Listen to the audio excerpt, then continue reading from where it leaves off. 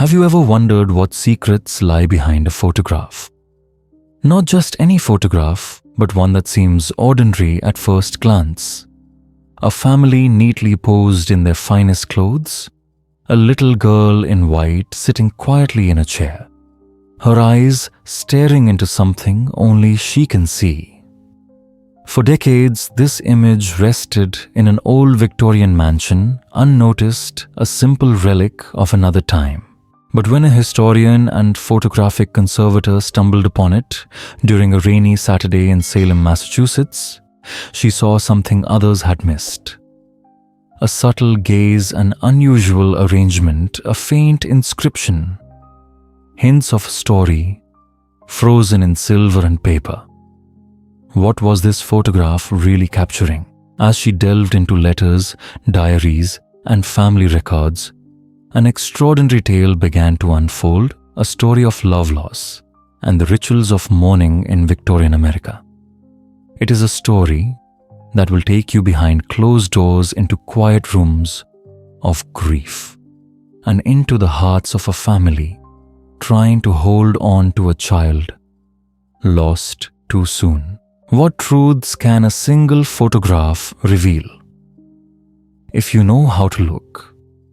For decades, people thought it was just an ordinary family photo until they noticed the look in the girl's eyes. Dr. Elizabeth Carter, who spent more than 2 decades as a photo conservator at the Smithsonian Institution, had no idea that one rainy morning in November 2024 would change everything she believed about the history of photography. She wasn't even planning on working that day. But a colleague asked her to look through a collection of Victorian photographs that were being sold at an estate sale in Salem, Massachusetts. And as always, Elizabeth's curiosity got the better of her weekend plans. The house belonged to Margaret Thornton, 97, who had recently passed away. The Thorntons had lived in Salem since the early 19th century in a Victorian mansion, grand but quietly fading over time. Inside was a treasure trove of the past. Dark wood furniture, leather-bound books, paintings and dozens of boxes of old photographs and documents passed down through the generations. Elizabeth arrived early before the auction began to see if any of the items were of sufficient historical value to be included in the museum.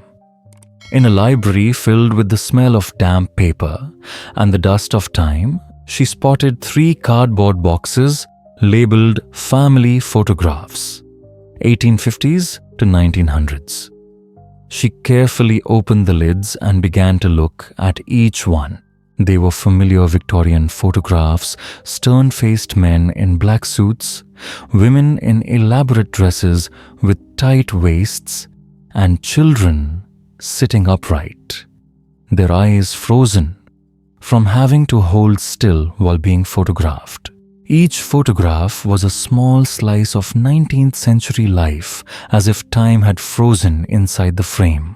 Then near the bottom of the second box, Elizabeth saw it. The photograph was much larger than the others, about 8 by 10 inches, mounted on cardboard, the hallmark of a professional photograph taken in the 1880s. It showed a family of 5 taken in a formal drawing room. The bearded father stood on the left, the mother on the right.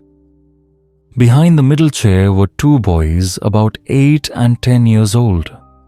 And in the center on the chair was a girl about 6, wearing a pure white dress trimmed with delicate lace. At first glance, it was just a classic quiet family portrait, like thousands of others from the same period. But Elizabeth stopped. There was something wrong. A feeling that was hard to describe, as if the composition of the photograph hid something she couldn't quite grasp. But her professional intuition, honed over 20 years, kept her eyes on it. She turned the photograph over. On the cover, Faded brown letters in delicate Victorian ink read, "The Family, September 1883. No name, no address, no name of the studio. Only one other note written in pencil, probably added years later. Never forget our angel." A chill ran down Elizabeth's spine. The phrase "our angel" evoked a thought she didn't want to believe. Was it possible that the little girl in the photograph wasn't alive when it was taken? She placed the photograph in a special storage bag separate from the others. Then she continued to examine the rest in silence. Many other photographs showed the same family. Father, mother, 2 boys through the years, but none had the same somber solemnity as this one. Between the letters, receipts, and old papers, she pieced together the story. It was the Harrison family, a wealthy merchant family that lived in Salem from the 1840s to the early 20th century. After completing the appraisal and negotiating with the estate agent to bring the valuable documents to the Smithsonian, Elizabeth returned to her hotel carrying digital scans of the photos, including the 1883 one. She couldn't sleep all night. The strange feeling from the girl's gaze lingered in her mind.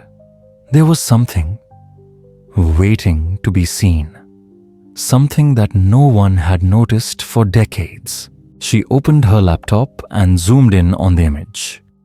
The dim light from the screen reflected off her focused face as each detail became clearer. She adjusted the brightness, the contrast, observed the posture of each person, the look in each face. And then, in the center of the photo, the little girl's eyes seemed to be looking straight at her through more than a century of silence. In Victorian times, the practice was neither morbid nor grotesque. It was love, a final act of devotion to capture in fragile silver and shadow the face of someone already gone. In an age when most deaths occurred at home surrounded by family, death was not hidden away behind hospital walls. It was familiar. It was part of life itself. Elizabeth understood all of this both intellectually and professionally. She had studied Victorian mourning customs for years, written papers about them, even lectured on their cultural importance. But knowing the context did little to dull the quiet ache that the photograph stirred within her. That empty gaze. It followed her long after she turned off the light. The next morning, under a pale grey sky, she contacted the estate's executor, a local attorney named James Morrison. Elizabeth explained that she needed more time with the Harrison family's records, and James, almost relieved to hand over the burden of so many dusty boxes, gladly agreed. He arranged for her to return to the old Thornton mansion the following day. When Elizabeth arrived, the house seemed even quieter than before. The air was heavy with the scent of old wood and rain. James had set up a workspace in the same library where she'd found the photograph and brought several new boxes belonging to Margaret Thornton, whose mother, as it turned out, had been born a Harrison. That made Margaret the great-great-granddaughter of the family in the portrait. For hours, Elizabeth sifted through paper relics of a century gone. Letters written in fading ink, brittle receipts, birth and death certificates, deeds and records, fragments of lives once lived. Then close to noon she found it, a family Bible. Its cover cracked, its pages yellowed and soft from countless hands. Her pulse quickened as she opened it. Inside, in careful handwriting, were the records of the Harrison family. Robert Harrison and his wife Catherine. Their children, William born 1873, Charles 1875, Sarah 1877. Then 2 more born years later in 1885 and 1887. Elizabeth's heart sank. If the photograph was taken in September of 1883, Sarah would have been 6 years old. Her fingers trembled as she turned to the death records. And there, written in the same elegant but grief-stained hand, were the words she dreaded to find. Sarah Elizabeth Harrison, born April 3rd, 1877. Died September 12th, 1883. Age 6 years, 5 months. Taken from us by scarlet fever. Our beloved angel has gone to heaven. Elizabeth leaned back in her chair, staring down at the open Bible as her eyes filled with tears. September 1883. The same month inscribed on the back of the photograph. That meant the portrait had been taken within days, perhaps hours of the child's death. The white dress was not a costume of innocence, but a burial gown. The delicate locket around her neck likely held a lock of her own hair or a tiny portrait painted in memory. And the family, the grieving father, the shattered mother, the protective brothers had gathered one last time to create a final illusion of wholeness before they said goodbye forever. Among the papers, Elizabeth found something else, a letter written by Catherine Harrison herself, dated October 15th, 1883, just 1 month after Sarah's death. The paper was stained with age, or perhaps with tears. Elizabeth read the words aloud in a whisper, as though afraid to disturb the silence of the house. My dearest sister Elizabeth, I write to you from a darkness I never imagined possible. Our sweet Sarah, our precious angel, was taken from us on the 12th of September. The words trailed off in her throat. Even after more than a century, the grief was still alive on the page, and in that moment, Elizabeth realized she was no longer studying history. She was standing inside it. Scarlet fever came swiftly, cruelly. Sarah had been playing in the garden that Monday morning, laughing, picking flowers, her small hands clutching wild daisies like treasures. By Tuesday afternoon, she was burning with fever. By Wednesday, her throat ached so terribly she could barely speak. By Friday, the rash had spread, covering her tiny body in red agony. And by the following Wednesday, she was gone. 6 days. From laughter to silence. 6 days to lose the light of their lives. The letter continued, a trembling hand, recounting the unbearable. The funeral, the final decisions no parent should ever make. Robert insisted, Catherine wrote, that we ask Mr. Whitmore to make a photograph of our family, complete one last time before we laid Sarah to rest. I begged him not to. I could not imagine sitting for a portrait with my child, my dead child, dressed and positioned as though she still lived. It felt unnatural, grotesque, even in my grief madness. But Robert was resolute. His mother said we would one day regret not having this remembrance. She told us that when the years had dimmed her face in our minds, this photograph would help us remember our angel as she was. Catherine then described in aching detail the preparations. We dressed Sarah in the white gown I had sewn for her to wear at her cousin's wedding next spring. She never got to wear it in life, so she wears it now in death.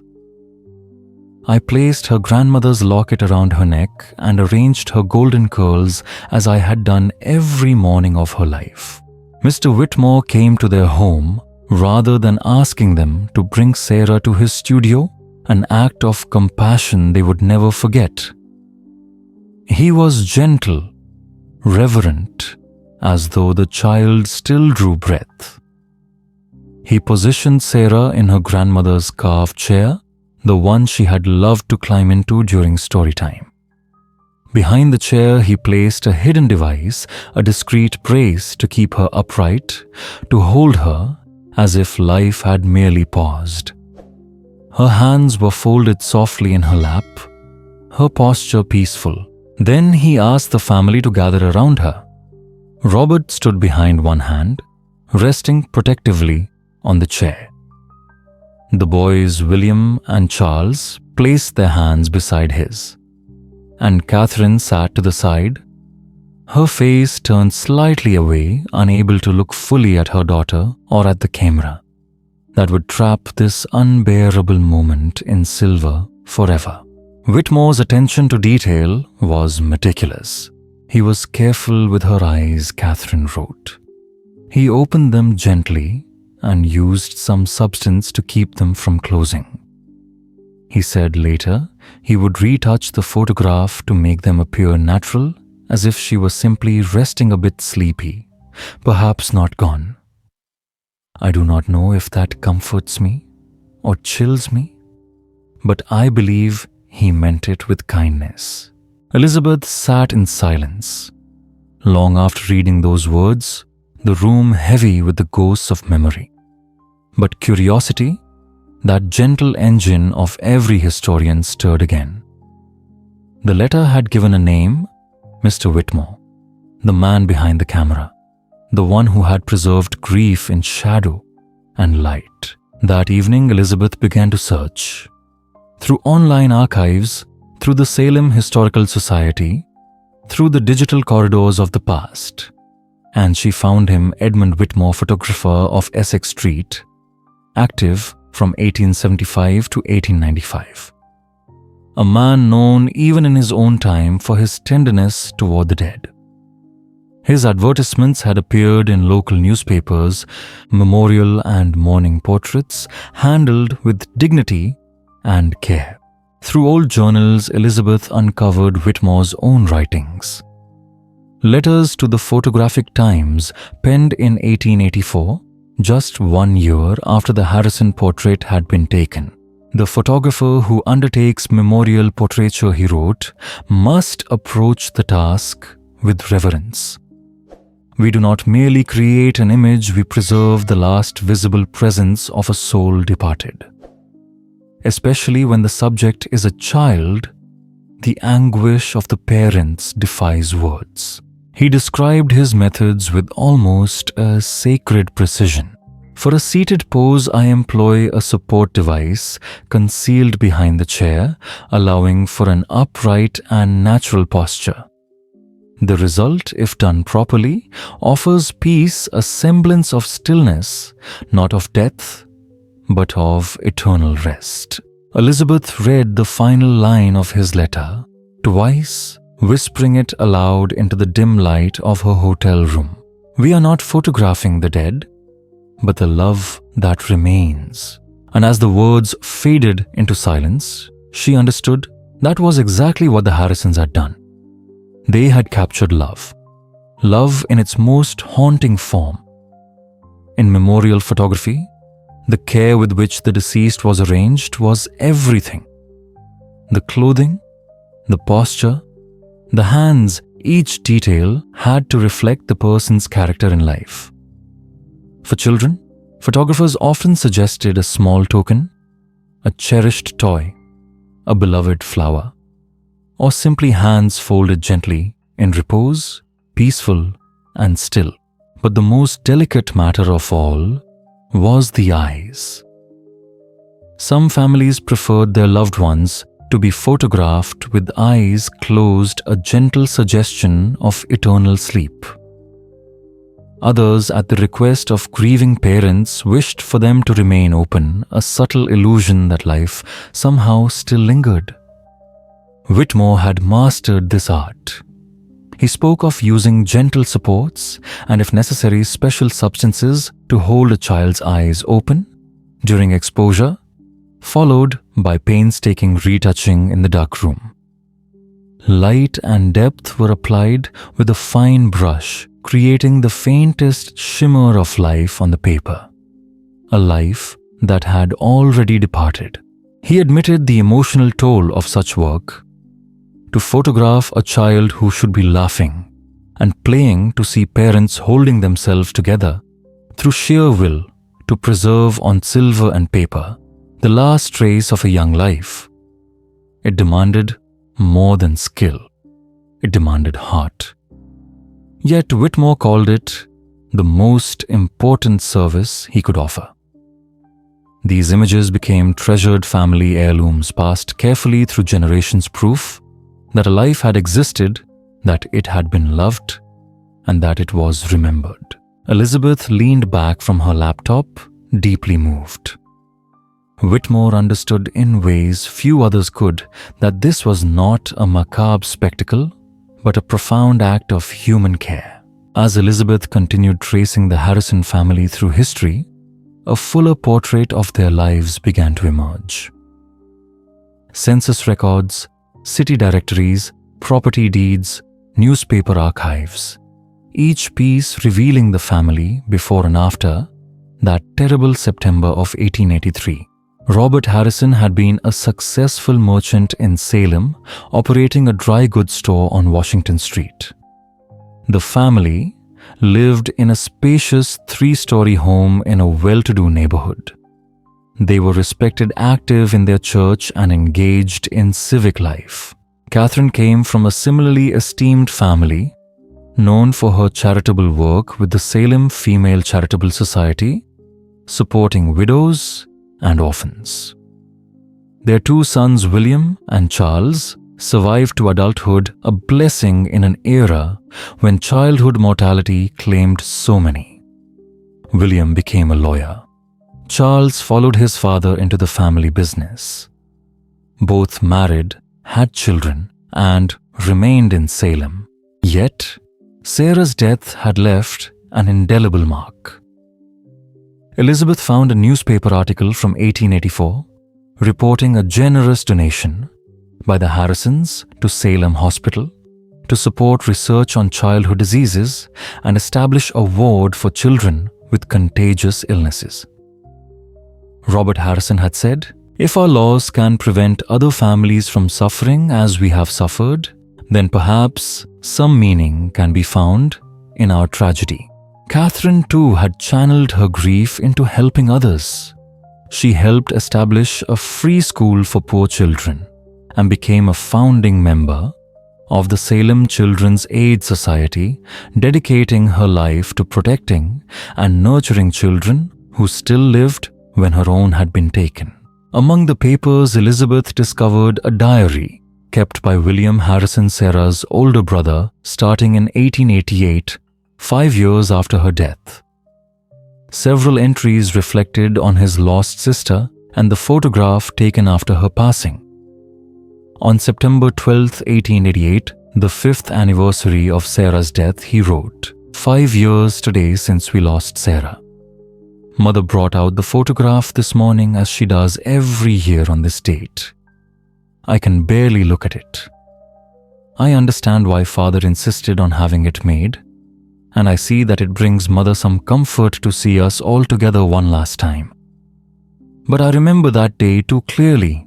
Elizabeth closed her eyes, feeling the quiet weight of history pressing gently against her heart. Through these records, through the photographs and letters, she could almost see the family, there in that room, a fragile, haunted tableau of love and loss, frozen forever in time. The awful stillness of Sarah's body, the painstaking arrangement as if she were merely sitting quietly alive, yet paused. Elizabeth could almost hear it through the words of the family. The photographer's gentle voice as he positioned her. The silent tears of a mother streaming, but unnoticed by the camera. The photograph captured the Harrison family, yes, but it captured more than that. It captured grief, frozen forever in silver and paper. Elizabeth understood that to truly present this photograph, she needed to place it within the broader world of Victorian mourning customs and post-mortem photography. She spent days reading academic studies, consulting colleagues in 19th century cultural history absorbing every detail. What she learned was both sobering and enlightening. To commission a memorial photograph of a child in the 1880s was not unusual. It was neither morbid nor unnatural. It was a reflection of life and death in an era when childhood mortality remained tragically high. Scarlet fever, the cruel thief of Sarah's life, was among the leading killers of children, alongside diphtheria, measles, whooping cough, and pneumonia. Families of every social class faced the possibility of losing one or more children. The pain was unimaginable, but Victorians had devised customs to navigate such grief-specific mourning attire. Memorial jewelry, woven from a loved one's hair death masks, and the delicate art of memorial photography. Photography itself was still young. Introduced only in 1839, with the daguerreotype it had grown more common and affordable by the 1880s, yet still costly enough that a family might commission only a handful of photographs in a lifetime. For children, this often meant a post-mortem photograph was the only image ever captured. Elizabeth discovered statistics that were both illuminating and heartbreaking. Historical studies suggested that between 30 and 40% of all Victorian-era photographs were post-mortem. Studios kept special props, backdrops, and furniture for memorial portraits. Some photographers like Edmund Whitmore even specialized in them. The approach varied by region, family preference, and the age of the deceased.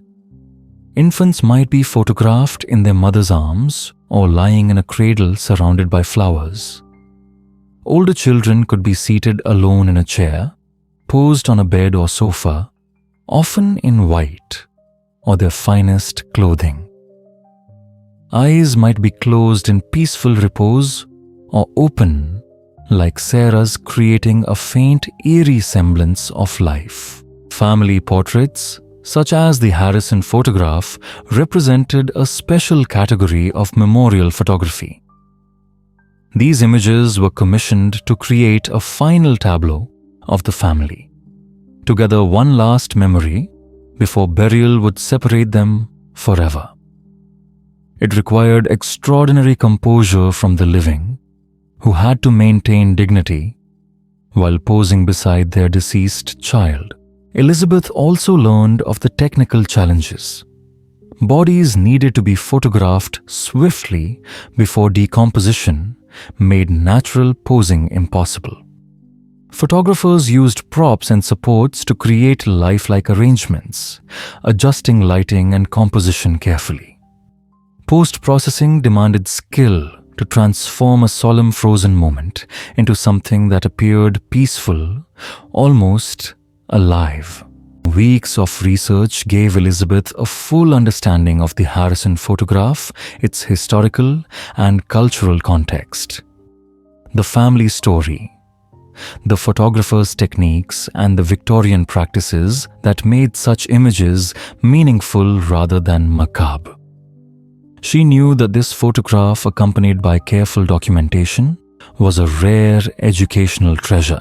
Elizabeth prepared a proposal for a small exhibition at the Smithsonian, focused on Victorian mourning photography and childhood mortality, placing the Harrison family portrait at its center.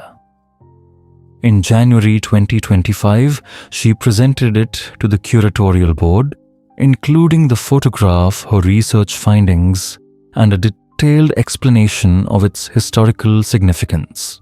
The board's response was mixed, a reflection of the sensitivity surrounding post-mortem photography, especially of children. Some members were captivated by its educational value, arguing that understanding Victorian attitudes toward death was essential to understanding 19th century American life. Others worried visitors might find the image disturbing or disrespectful, particularly the portrait of a deceased child. After careful discussion, debate and consideration, the board approved the exhibition with specific guidelines to treat the subject with reverence and care.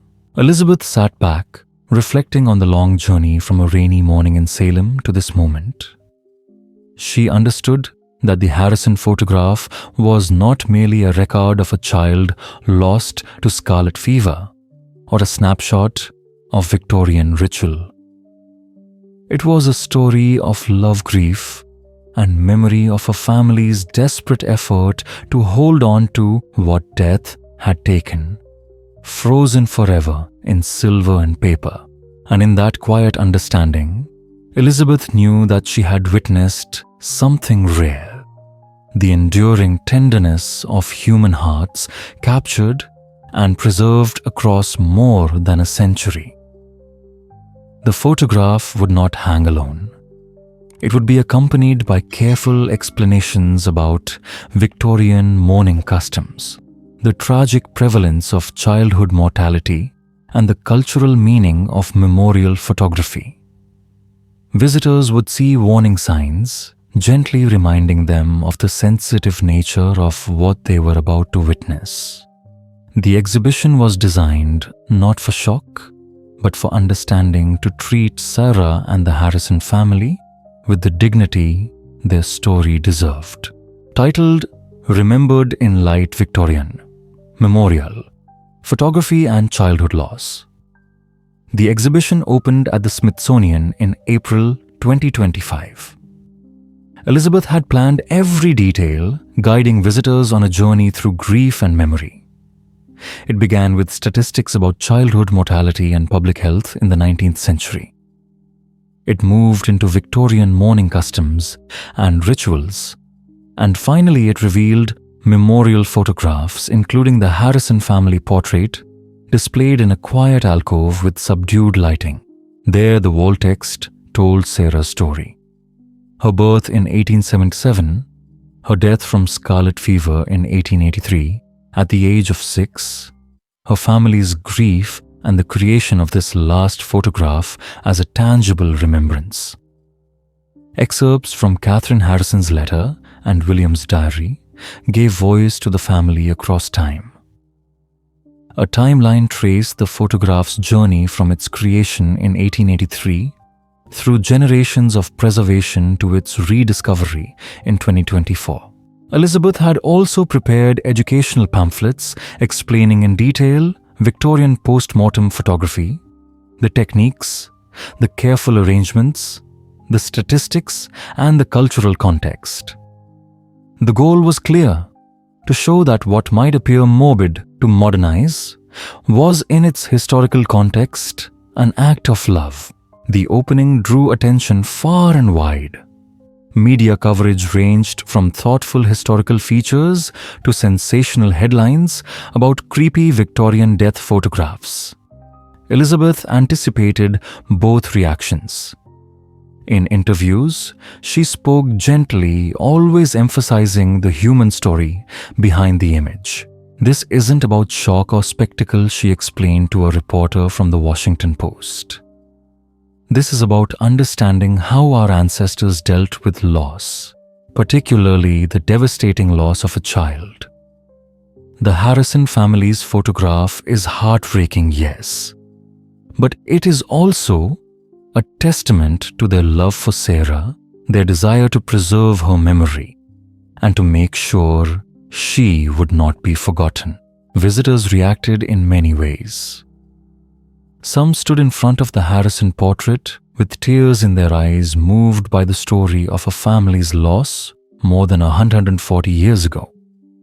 Parents especially imagined their own children in Sarah's place, feeling why the Harrison family had commissioned this final image, despite the pain it must have caused. Others were uneasy, even confused by the practice of photographing deceased children. Elizabeth and the museum staff welcomed these reactions as teaching moments, explaining how different life and death had been in Victorian America.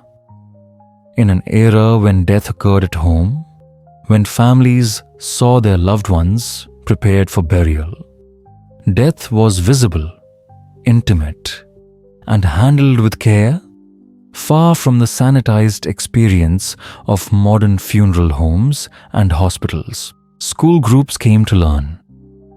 Teachers used the Harrison photograph as a window into the past, a way to discuss childhood mortality, medical advances, cultural attitudes toward death, and historical empathy. Students learned that customs which seem strange today had deep meaning in their own time. Some descendants of the Harrison family came to see the exhibition. Among them was David Harrison, a great-great-great-grandson living in California. He had grown up hearing of Sarah's death but had never seen the memorial photograph. Reading my ancestors' words about losing Sarah and seeing this photograph that meant so much to them has given me a profound connection to family members I never knew, David told Elizabeth. I understand now why they held on to this image for so long, even though it must have been painful to look at. Sarah wasn't forgotten. She was remembered. She was loved. Elizabeth had made sure the Harrison family portrait was professionally digitized at the highest possible resolution. The original photograph was then carefully stored in climate-controlled archival conditions, preserved for generations to come. In the quiet of the Smithsonian's gallery, under soft lighting, visitors lingered before the photograph. And in that stillness, they could feel what Elizabeth had felt all along, a family's love, their grief, and the enduring memory of a small girl named Sarah, remembered in light across time. The Harrison family photograph did not remain confined to the quiet halls of the Smithsonian. A digital version was made available through the museum's online collections, accompanied by Elizabeth's extensive research and the full story of little Sarah. Almost immediately, the photograph drew attention. It became one of the most viewed items in the Smithsonian's digital archives. People across social media and educational websites discussed Victorian culture mourning practices and the tragic realities of childhood mortality. Not all the attention was thoughtful. Some shared the image without context, treating it merely as something creepy or disturbing. Elizabeth worked with the museum's digital team to ensure the photograph could not easily be separated from its historical and educational information. Still, she knew once the image entered the public sphere, she could not control every response. Through the summer and fall of 2025, Elizabeth reflected on what the project had taught her about history memory and the quiet power of photographs to connect us across time. The Harrison family portrait, she told an audience at a symposium on Victorian material culture, began as what seemed to be a simple family photograph. For decades, even centuries, people who saw it likely noticed nothing unusual. But once you know what you're looking at, once you see little Sarah's distant gaze, once you understand that this was a memorial portrait created days after her death from scarlet fever, the photograph transforms. It becomes a profoundly human story about love loss and remembrance. She continued softly. Sarah Harrison lived only 6 years, but her family's decision to include her in this final portrait ensured she would be remembered more than 140 years later. We know her name. We know how she died. We know her mother arranged her golden curls and dressed her in a white gown made for a wedding she would never attend. We know her father stood behind her protectively, even in death. We know her brothers placed their hands on her chair in a final act of care. And we know that her loss devastated her family, yet also inspired them to help other children through their charitable work, Elizabeth reflected on the delicate balance required when presenting such material. Is it appropriate? Is it respectful? Does it educate? Or does it exploit tragedy? She asked. She believed firmly that the Harrison family photograph, shown with full context, with deep respect for Sarah and her family, served a vital educational purpose. It helps us understand not only Victorian mourning practices, but the universal human experience of loss and the ways people throughout history have sought to remember and honor those who died too soon. A photograph that had once seemed innocent, a Victorian family, simply posed for a formal portrait, had revealed its heartbreaking secret to those who looked closely. Sarah Harrison's memorial portrait had become a window into the past.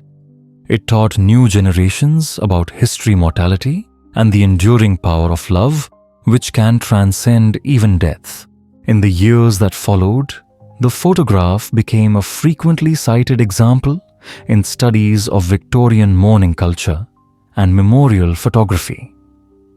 It appeared in textbooks, documentaries, and inspired further research into the experiences of families who lost children during the era of high childhood mortality.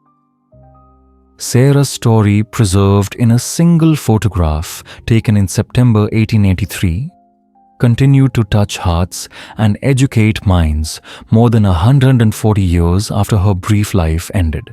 The photograph remained in the Smithsonian's permanent collection, a testament to the Harrison family's love to the Victorian practice of memorial photography and to the power of historical research to reveal stories long hidden in plain sight.